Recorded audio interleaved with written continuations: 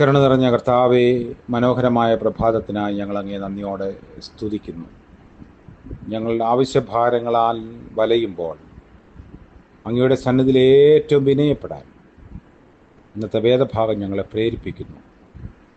അതുകൊണ്ട് അങ്ങയുടെ സന്നിധിയിൽ ഞങ്ങൾ ചേർന്ന് വരുന്നു. ഇന്നത്തെ പകൽക്കാല ജീവിതത്തിൽ ഞങ്ങളുടെ ചെറുതും വലുതുമായ സകല ആവശ്യങ്ങളെയും സമർപ്പിക്കുന്നു. ഞങ്ങളുടെ സങ്കടങ്ങൾ, ഭാരങ്ങൾ, ഇല്ലായ്മകൾ, ബലഹീനതകൾ എല്ലാം ദൈവം അറിയുന്നുവല്ലോ.